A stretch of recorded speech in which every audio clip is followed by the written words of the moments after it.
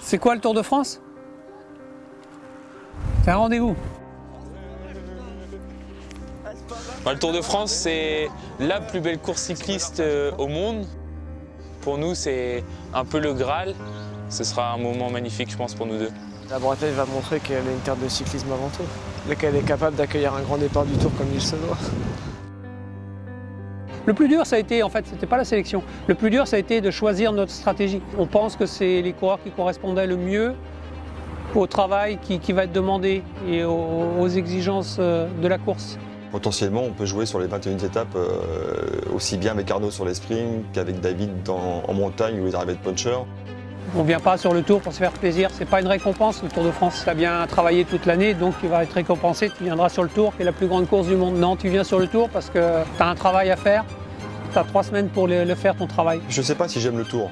J'aime le Tour de par ses émotions qu'il peut nous procurer, mais souvent je reproche au Tour que c'est ce grand miroir déformant fait que le travail qu'on fait sur le Tour, on fait exactement le même durant toute la saison, toute l'année. Mais pendant le Tour, tout est décuplé, tout est déformé, amplifié. On sait que ça fait partie du jeu.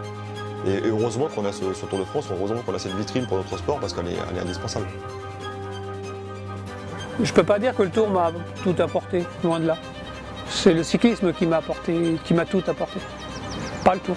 Le Tour de France, c'est quand même une course extrêmement exigeante, physiquement, mentalement. Toute cette pression, cette chape qu'il y a quand même au-dessus du Tour. Soit on en profite, on passe 3 semaines formidables, soit on se fait croquer par le Tour. Et là, on galère pendant 3 semaines. Cette présence du public, elle est hyper importante auprès des coureurs. Moi, j'ai cette image de Thibaut Pinot quand il gagne l'étape de Tourmalet. J'étais avec Philippe Mauduit dans la voiture où on apercevait donc, Thibaut monter avec l'échappée, enfin le reste du peloton avec qui il était. Et on entendait la ferveur du public. À chaque virage, on entendait la ferveur du public et ça, c'est des émotions qui subliment les coureurs, ça c'est une évidence. Donc, ce lien avec le public, le cyclisme et le public, c'est primordial. Le public a été sevré de vélo pendant longtemps. Donc là, le Tour de France dans une région où le cyclisme est roi, oui. Là, on peut s'attendre à beaucoup de monde. On a besoin, je pense, encore besoin de se retrouver et on se retrouve à la course cycliste. En Bretagne, il y a énormément de courses. Je ne sais pas, il y a une culture vélo, c'est peut-être une deuxième religion. Les Bretons voient peut-être dans ce sport certains liens avec le métier de marin, de paysan. Je pense qu'il y a sûrement un lien avec la difficulté de ce sport et tout ce que les gens rencontrent toute la semaine. Pour une fois, c'est peut-être pas eux qui galèrent, c'est le coureur.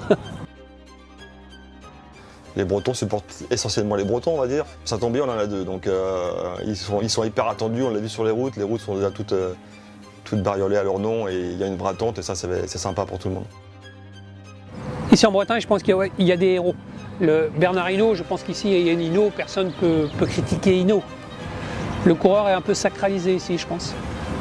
Avoir un grand départ du Tour chez soi à la maison, c'est déjà pas commun et on est très excités du grand départ à la maison. De voir autant de monde sur le bord des routes, ça va être un moment magnifique et je pense qu'on s'en souviendra, c'est clair.